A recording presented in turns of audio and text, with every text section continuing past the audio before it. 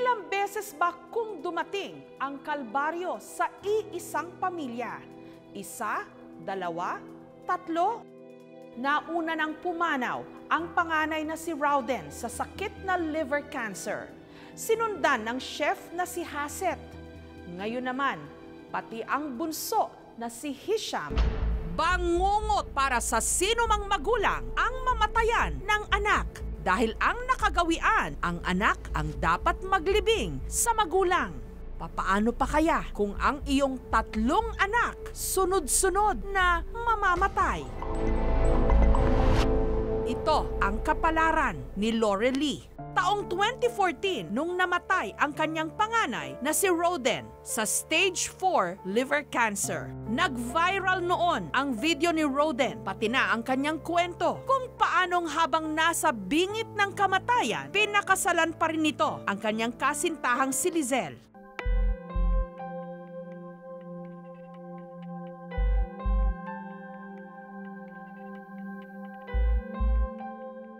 At makalipas ang 9 na oras mula nung sila'y ikasal, si Rowden binawian ng buhay. Si Rowden ay kapatid ng celebrity chef na si Chef Haset Go. Ilang beses na namin siyang naitampok dito sa ating programa. Ito po si Chef Haset. Hi, hello po. Action! At nakasama rin sa ating opening billboard.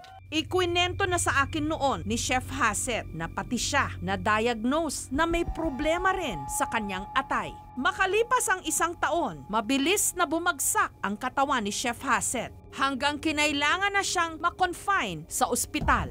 Uy na kami. Hindi ko kaya makita siya nasasaktan. Kung anong pain ang naramdaman niya, yun din ang pain naramdaman ko. Talagang mas masakit pa. Kamusta ka na? Kayanin mo yan. Gusto ko lang talaga magpasalamat sa mga taong suporta sa akin. Lalo na sa family ko. Higit na sa mga friends ko. At lalo na yung mga, alam mo yung mga ilang segments ko lang po sa inyo. So, malaking epekto sa akin yung Jessica Soho. Aside from this, lalo na yung mga taong nagsasuffer din ng ganito. Huwag kayo mawala ng pag-asa. Kasi si God naman, wala pinipiling lugar. So, kahit saan ko man, naririnig niya yung mga prayers natin. October 2015, si Chef Haset binawian ng buhay. Noon pa man, halos hindi na kayanin ni Lorelie ang 2 magkasunod na krisis sa kanyang buhay. Mas gusto ko yung bata pa sila. Kasi lagi kami magkasama. Sobra ko sila na-miss. Parati ko naman sila kinakausap. Yung parang nandyan lang sila. At saka never akong mag-mention na namatay na yung anak ko, hindi. Lagi, sinasabi ko na lang na parang umalis lang sila. Babalik sila.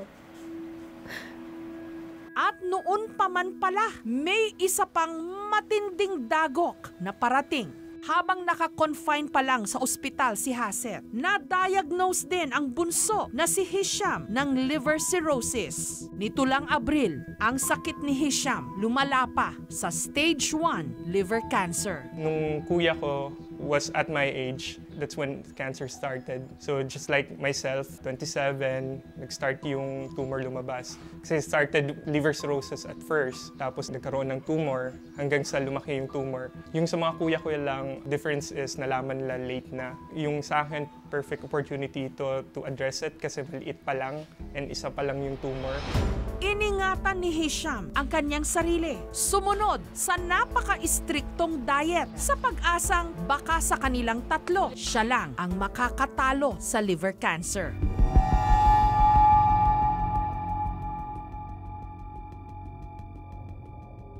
Kung ang isang sakit ay nanggaling sa isang side, no, sa tatay o sa nanay, nagra-run yun doon sa kalahati kasi ng genes natin, nando sa nanay, kalahati nasa tatay. Either sa kanila meron nun. Combination ng dalawang genes yun from nanay at tatay. Nito lang October 12, lumipad si Hisham kasama ang kanyang ina sa Guangzhou, sa China. We just landed about 45 minutes ago. Para subukan ang isa sa mga modernong treatment doon para sa cancer, ang cryosurgery. Sa prosesong yon, susunugin ang tumor sa atay ni Hisham. Last PET scan niya, stage 1 siya. Pero nung nagpa-PET scan kami doon, kasi sabi ng doktor, doon na lang daw gagawin yung latest na PET scan niya para diretso na kung makikita na nila kung saan nila tatargetin. Pero matapos ang isinagawang PET scan sa China kay Hisham, nalamang ang kanyang liver cancer nasa stage 4 na. Base rin sa iba pang medical tests, 13% na lang daw ng kanyang atay ang gumagana. We praise you, we glorify you, God. Thank you, Lord, for this wonderful day.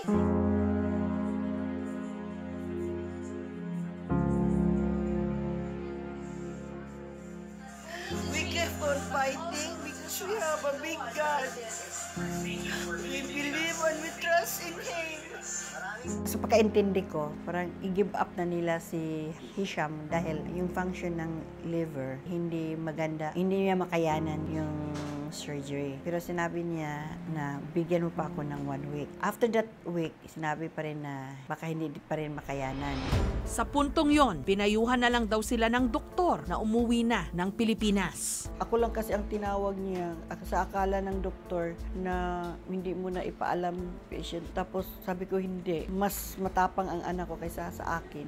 Di nagtataka yung doktor. Nung sinabi niya kay Hisham tungkol doon, sabi niya, okay, anong dapat gawin? Walang takot. Basta ang gusto lang niya, gagawin ang dapat anong gagawin. Dahil yun ang pinupunta namin.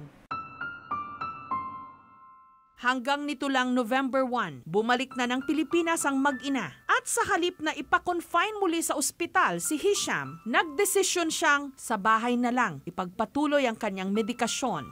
Nitong November 11, nabisita pa ng aming team si Hisham. Hirap na siya noong magsalita.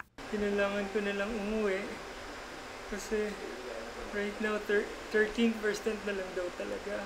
Tinanong ko si Doc kung okay lang ba na magpalipat. Sabi niya, yung best action na lang talaga is umuwi ako. I should just get some opinions here in the Philippines.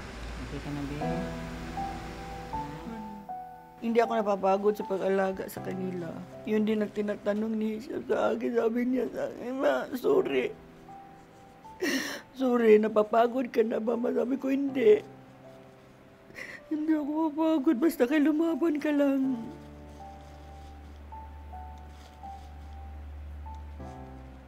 Siya, ayaw ko biyai, Ma. Kung ano biyaan man ka na ako.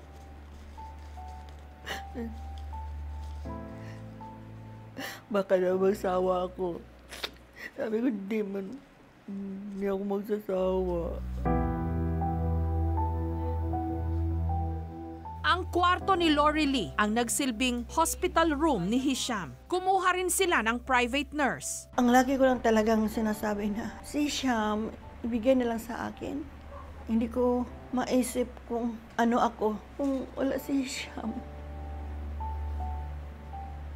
Paano ako? Makakayanan ko ba? Unti-unti na silang nawala. Kaya lagi kong sinasabi, God, ibigay na yan si Hisham sa akin. Yun ang pinakamagandang bagay na matatanggap sa buong buhay ko. Okay na ako. Wala na akong hiling pang iba. May takot din ako na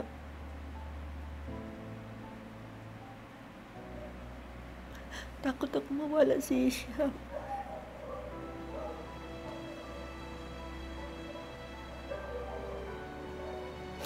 Takot na takot ako.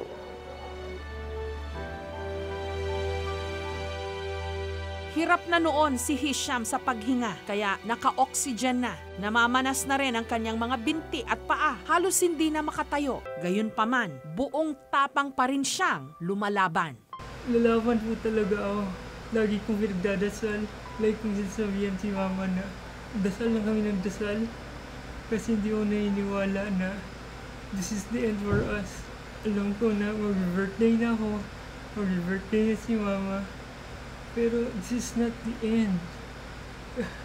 I can feel that. Kasi ang birthday ni Hisham, January 2. Sabi niya, mag-celebrate pa tayo, ma. Sabi. Hindi maiwasan yung takot. Tuwing nakikita ko siya ganyan, habang hinahaplos ko yung mga katawan niya, kung saan yung masakit sa katawan niya. Isa sa karamay ni Lorelie sa napakalaking pagsubok na ito sa kanilang buhay, ang kanyang manugang na si Lizelle, ang byuda ni Roden. Siyempre, napagdaanan na namin lahat ng to. Sana naman sa time na to, yung papakita lang ni God yung miracles niya na this time hindi na mangyayari yung nangyari sa dalawang kapatid niya. Kasi napakahirap. Nitong Martes ng gabi, nag-post sa Facebook si Lorelie, humihingi ng dasal dahil kinailangan daw muli nilang itakbo sa ospital si Hisham. Ilang oras lang ang lumipas nang tuluyan siyang na maalam. Miss ko yung everyday gigising. Tabi ko siya, tapos bati lang siya, ganun. Tapos kain kami lang sa bahay dito sa kitchen, ganun. Nasamahan niya ako lagi lumabas. Pag may mga events, lagi niya ako sinusunto. Miss ko yung sabay kami mag-worship kay God. Tsaka yung mga plans nga namin na mag-travel. Tuwa ako kasi akala ko tuloy-tuloy na. Tapos magiging okay siya. Na-miss ko. Normal na kasama siya lagi sa buhay ko.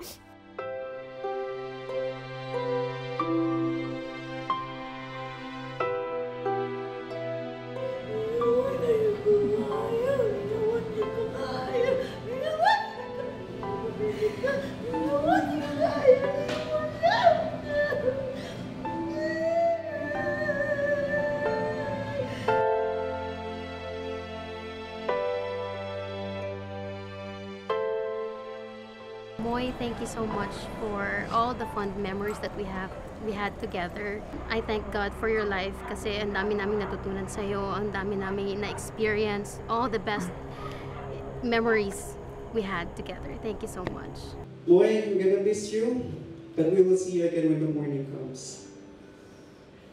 We may not promise na maalagaan namin si Tita physically, but we always go for her. Lagi namin siyang kukumustahin.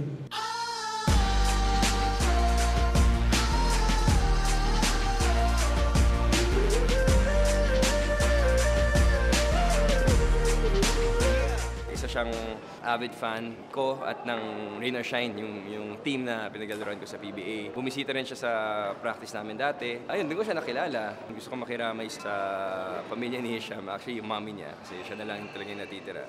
Isa nga lang, di ba, kung gaano kasakit na. Paano pa kung tatlong anak mo ang ililibing mo, di ba? Napakahirap, napakasakit. It's been a long day without you, my friend. And I'll tell you all about it when I see you again. We've come a long way from where we began. Oh, I'll tell you all about it when I see you again. When I see you again. Ma, I want to say thank you sa lahat ng ginawa mo para sa amin. I love you, Ma. I love you very much, God. Kahapon lang, inilipad ang mga labi ni Hisham pauwi sa kanilang bayan sa Oroquieta sa Misamis Occidental, kung saan siya ihihimlay katabi ng puntod ng kanyang mga kuya na sina Roden at Haset. masabi ko rin na bakit nangyari sa mga anak ko. Hindi naman barumbado ang mga anak ko. Lumaki silang maayos. God-fearing talaga yung mga anak ko. May takot sa Diyos. Pag mabasa mo naman yung nasa Bible, yung kung ano yung pinagdaanan namin, part yun sa trials. Hanggang kailan ka lumalaban para sa Panginoon. Kasi sabi nila lahat tayo mawawala sa mundo. Ang importante, yung eternal life. Ang importante ma-save tayo. Sabi nga ni Hasit, ma-bless pa rin tayo kasi binigyan kami ng Panginoon na time na nakapag-ask pa kami ng forgiveness. Kasi yung iba biglang na-disgrasya. Nakasigaw pa ba daw yun ng, Lord, please forgive me. Binigyan sila ng chance na niredy pa rin yung sarili nila. Pag inisip ko yun, nasaan sila, lagi ko iniisip na masaya sila, hindi na sila nasasaktan. Masakit.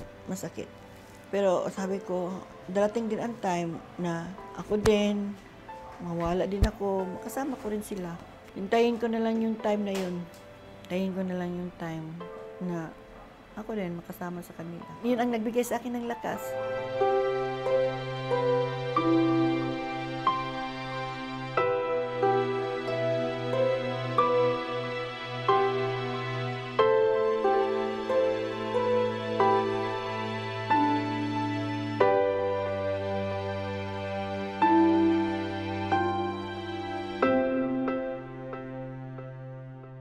Susunod, panay-panay na pagbubunot ng buhok. Nakasanayan lang ba o sakit ng maituturing? Trichotillomania. Kasi may times na nagtatanong ako, bakit? Sana mamatay na lang ako. Parang, kasi kung patay ka na, wala ka na eh. Hindi mo na mabubunot yung buhok mo eh.